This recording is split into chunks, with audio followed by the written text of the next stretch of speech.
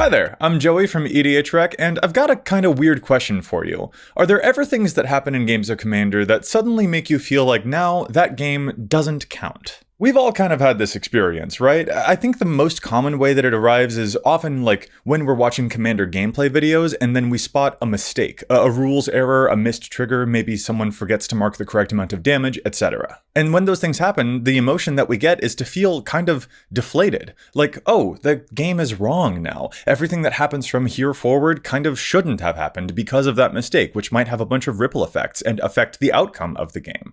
I know that the times that I've spotted like an error in a gameplay video before, I felt this instinctual urge to click away from the video because it felt like something about the game had been like smudged now, something felt invalidated. That's an odd feeling. I don't particularly like that feeling. It's almost as uncomfortable as the feeling that you get when you realize that you're not subscribed. I mean, you watch the videos anyway, so what's that about, right? Go ahead and click subscribe. You'll feel a lot better. But in all seriousness, yeah, that this game doesn't count anymore sensation is odd, and I kind of want to examine what to do about it. First, though, it made me realize that there are other ways that this emotion sometimes crops up too. For example, when you can't get a full pod of 4 players together for EDH. Does a 3-player commander pod ever feel, I guess the word would be incomplete to any of you? Does it ever affect your desire to play in a game of Commander at all if there aren't at least 4 players? I feel like this odd doesn't count sensation is also sometimes connected to our collective hesitation about playing, for example, archenemy games, or plane chase games, or other word variations, like when people start with the monarch in the middle of the game and whoever draws first blood earns the crown right away. A lot of those variations are excellent, and I often have a total blast when playing them. But lingering in the back of your mind, is there ever this weird feeling of, yeah, those are cool, but they don't count as a real Magic game? For some of us, maybe not, but for some of us, maybe so. And how does that affect the way that I interpret the actions of that game and the skill that it took to play them? Or what about this, when another player makes a chaotic move, a play that you think is actually very bad for them, one that maybe even throws their game? Does it ever besmirch the sanctity of the game environment in your head when those types of things happen?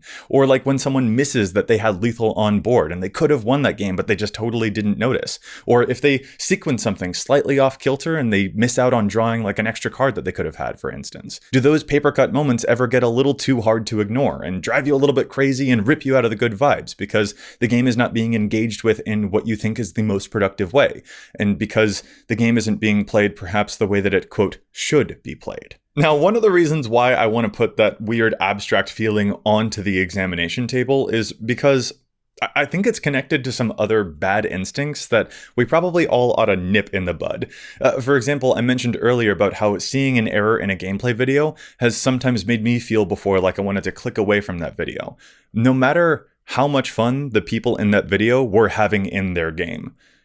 That's that's kind of a wild thing to have observed about myself, and it's not an instinct that I want to reward or a habit that I want to form, because clicking away in that moment means that I'd be missing out on those cool personalities or the jokes that they would tell or other cool, clever moves that they might pull off later on in that game. Like, don't watch whatever you don't want to watch, obviously, but I just want to be sure that I know where that feeling is actually coming from and not to feed into it if it's coming from a superior kind of place. And more than that, sometimes I, the viewer, am the one who's wrong, actually. The folks in the video didn't make any rules errors, I just misunderstood. Audiences can be wrong. It's possible. So it's not great for me to feed that type of impulse if I think a game doesn't count, because then I might discount games where no one even did anything wrong, and that would be pretty dang crappy. Besides, who among us here has only ever played games of Commander that are perfect? Who among us has only ever played games where no one missed any triggers, where no one made game mistakes, where no one got any rules wrong? This game is huge and complicated as heck, and it feels hypocritical if I were to be harsh about other mistakes that I view while being forgiving about my own game mistakes. Like, sure, maybe my game that I'm playing is just some low-stakes, silly Friday night stuff, and the game that I'm watching is in a video in front of thousands of people, but that is not a reason for me to excuse my own mistakes and be critical of someone else's. It's still just a bunch of people playing a game, and excusing my own mistakes doesn't make me a better player or a better person. And to go back to some of those other examples examples that I mentioned, I don't think I become a better Magic player when I judge someone for making one of those chaotic throw the game type of plays. I think I become a better Magic player when I zoom out and identify the situations that make someone feel like a chaotic throwing the game type of moment is the thing to do.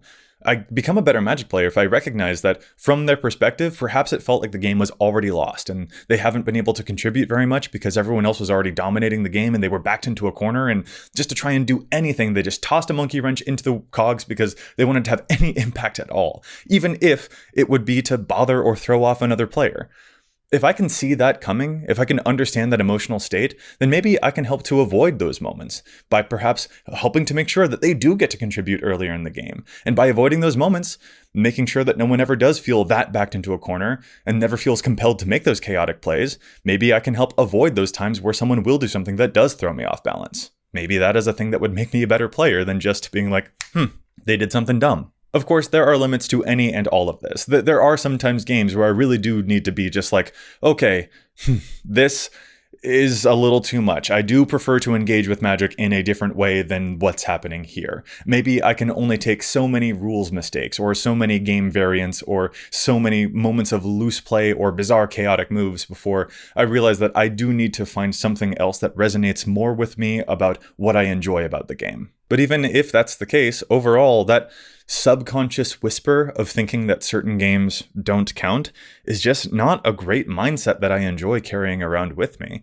It's a hard one to shake sometimes, and maybe it's one that I can never actually get rid of completely. But I think it veers into a territory where we potentially start to rank certain experiences as better or worse than others, which potentially also causes us to make value judgments about the types of people who engage in those experiences that we've rated as worse, and that's just a social spiral that I do not want to fall into.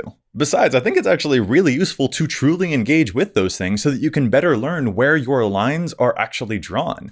For instance, I've grown to understand those players who feel like they've got to make a chaotic play just so they can have any impact on the game at all, but that is very different to how I feel about, for instance, king making. And it was by engaging with those things that I could distinguish between those two different emotional reactions and see how I actually felt about each. Or as another example, I've learned not to feel quite so weird about 3-person EDH. And I've even got a lot of love for stuff like Plane Chase or Secret Partners game variations. But that is different than how I feel about, for example, just a straight up 7-player game. Not only that, but it also makes me more aware of the things that don't cause those feelings of, well, this doesn't count, or the feeling that something invalidated a game. And it makes me think more critically about why that is the case. For instance, a game where one player never gets their 3rd land. That doesn't feel like an invalidated game. It's totally within the realm of possibility, it's very based within the rules, and it speaks to the risks that players take with their opening hands. But the social experience of that game blows. Like, if there's anything that causes a non-game, that is way up there. And it's just interesting to examine why I engage with that differently than I do engage with things like rules errors in a game. And that reminds me that I definitely still have subconscious biases. I've said a lot that when it comes down to it, my priority tends to be on the social experience over the sanctity of the game. But maybe some of these weird instincts, these moments where something does or does not cause a game to feel invalidated, can show me that I still have some improvements to make to be sure that I continue to engage with things productively, and that I don't just talk the talk, but I walk the walk too. And at the end of the day, who am I to tell anyone how a game, quote, should be played? The only way that a game should be played is in a way that the people playing it enjoy. Using that broad umbrella of doesn't count wasn't useful for me to figure out which things I actually like. So digging deeper into that, I think, helped me become a better Magic player, and I hope that this brief rumination of this feeling also helps you become a better Magic player too. That'll be it from me. What do you think about this? What are the moments that sometimes rip you out of the thing that you like most about EDH? And what are your tactics for navigating that? Let me know down in the comments below. Thank you so much for watching, and as always, remember, EDH wreck your deck before you wreck your deck.